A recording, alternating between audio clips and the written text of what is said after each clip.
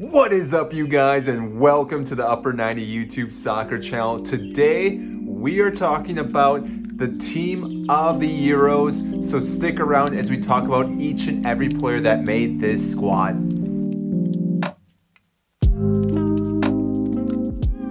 For those that don't know who I am, my name is Mike, and like I said, today we're talking about team of the tournament for the Euros. Now, I'm a bit surprised on some of the players that did make this and some of the players that were left out. Now, if you are new to this channel, make sure to like and subscribe down below. I greatly appreciate that. So let's start off with the back person in between the sticks.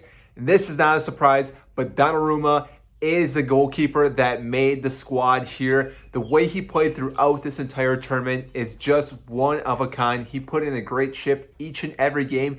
Yes, he did not start the first game for Italy, but after he started, he was definitely head and shoulders above every other goalkeeper. Now, you could say that Pickford could get a shot here.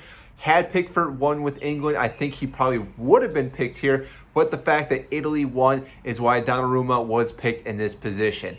Now, starting in the back, we're going to start with the right back. Now, with the right back, again, I think this is a pretty obvious choice for the defender, and that is Kyle Walker. Now, Kyle Walker, again, I think was under the radar throughout this entire tournament, putting in a great shift each and every game that he played. Definitely was a reason why England did not give up so many goals. There was multiple chances in Denmark where they played balls over the top, where Kyle Walker had to recover for Maguire and Stones, and he did this throughout the entire tournament. Again, with his pace, was able to shut down attacking opponents, whoever they played, and therefore it's rightly deserved for him to be in this position.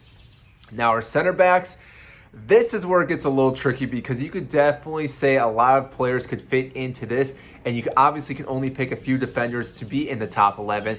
And the first one that we're going to go with is Harry Maguire. Yes, another England player because, again, I think Maguire was one of the better CBs throughout this entire tournament. Now, after I mention the other one, you may say, how did Maguire make this if these two guys didn't?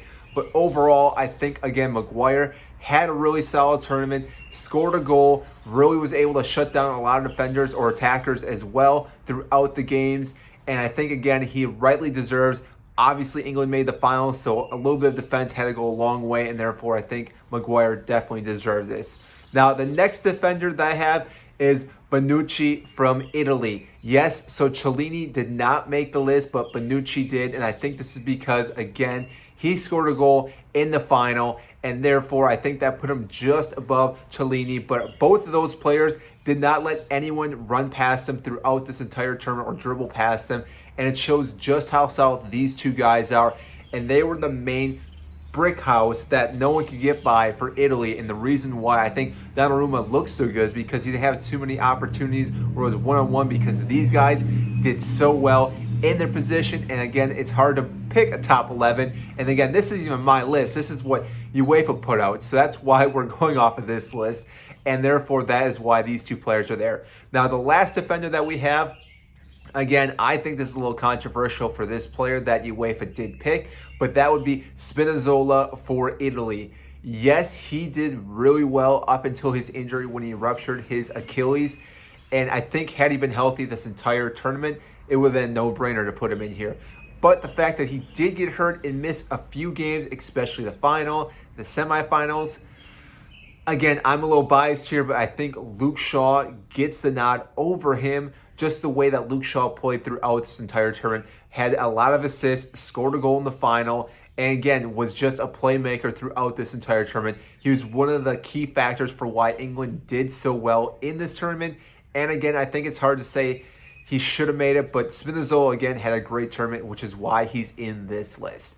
So let's talk about the midfield then. Well, again, the midfield, I think, is a little controversial when it comes to UEFA here and who they pick. I am happy with most of the players, but again, there could be different players that could fit into this group. Now, the first one that we have is Højbjerg from Denmark. Yes, I think he is definitely the pick that should be here because he, again, was one of the main focus points for Denmark after Christensen went down, and he really stepped up and really shined throughout this entire tournament. A lot of plays went through him. He was able to defend well and really hold this whole Denmark team together, and therefore, yes, he deserves to be in the top 11.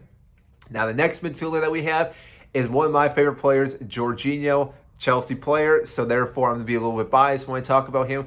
But I think he was the best player in this entire tournament. Now, again, you may disagree with that, and that's totally fine. But overall, I think of Italy's squad, he was a player that showed up each and every game. Now, I'm not saying he was the best player in each and every game, but he showed up in every game and was very vital for Italy for winning this entire tournament because he was able to orchestrate and kind of pull the strings in the midfield with all his other players by playing different balls, opening up their defense on other teams, and therefore allowing Italy to actually attack and advance and score goals.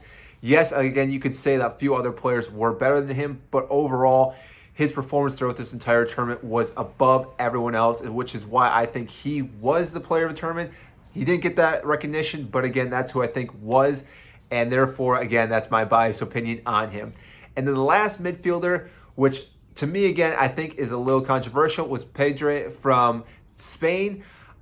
I think he did okay. I don't think he did that amazing that he should be in this list. I think Paul Pogba was a little bit better in the midfield for France. Yes, France did get knocked out early in the tournament, and maybe that's why he wasn't picked, because obviously Spain went a lot further. But I think even through all the games that France had, Paul Pogba was one of the best midfielders. And yes, probably had France beaten and moved on to the quarterfinals or even further, this probably wouldn't be a question that Paul Pogba would have been in this list, but that's just the case, and he's not here. And then our strikers slash forwards. This, again, I think is kind of controversial because in UEFA's list, they left out the Golden Boot score, and that's, I don't know, a little weird because you'd think that the guy who scored the most goals would make team of the season or of the tournament, but did not, and that was Cristiano Ronaldo, who had 5 goals. Yes, there were other players like Schick, but guess what? He also did not make the team of the tournament, which again, I think is very controversial because those players, I think, were better than maybe some of these players I'm about to mention, but it is what it is, and again, this is UEFA's top 11. So starting on to the left wing, we have Raheem Sterling. Now, I personally think that Raheem Sterling did a great job in this tournament, so I think he's an okay pick for this position. I think he was a talisman for England throughout this entire tournament. And I think that was a problem with the final, is that he did not show up. Not saying he didn't show up, but he didn't really have any chances to score or do too much in that game. And therefore, I think that's where England fell flat. But prior to that game, he definitely was a big impact for England. A lot of the attacking third went through him. A lot of goals obviously were scored by him and a few assists. So again, I think this makes total sense that he would be in the top 11. Now on the right, I think this is an okay pick, but again, you could argue that you could put someone else. But Chiesa, there we go, from Italy. Yes, I think he was a really fun player to watch in this tournament. Very attacking minded, very fast paced, and was a headache for England and throughout all the other teams that they played in this tournament. And yes, he did score a few goals. So again, I can see him being picked here. But again, I'm not too sure if he was the best Italy player. He was the most fun to watch. Yes, don't get me wrong on that. But I'm not sure if he was the best player. He was up there, though. And therefore, it does make sense so that he would be in the top 11. And then the striker, which this is where I have a little bit of controversial with who they picked. And I'm not sure why he was picked, but Lukaku from Belgium.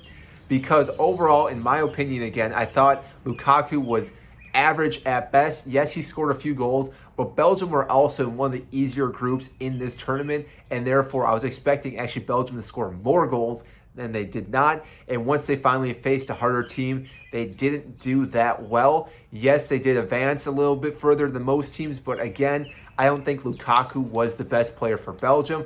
I think Kevin De Bruyne played a better tournament. I think Torgan Hazard played a better tournament.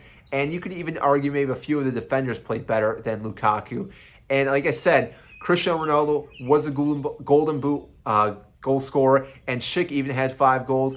And like I said, I would even put Harry Kane above Lukaku in this tournament. I don't even think Harry Kane had the best tournament, but he did pretty well once they got past the group stage, and he really showed up in the knockout stages, minus the final. And therefore, like I said, I don't think Lukaku should be in this, but he is, and that's what UEFA did. So that is the top 11 that UEFA put out. Again, this is UEFA's pick, not mine. I put in my info who I think should have been in instead of those players. Overall, though, I think the picks were pretty good. Just a few controversial picks, like I said, with Lukaku. Spinazzola possibly, like I said, due to his injury, but otherwise I think this picks were pretty good overall, and maybe Paul Pogba should have been the midfield too. But that is it. And again, if you haven't, make sure to like and subscribe down below. I greatly appreciate that. That means a lot. Really helps this YouTube channel, helps with the YouTube algorithm, and again, just helps see this video to more and more people. So that is all, and we will see you next time.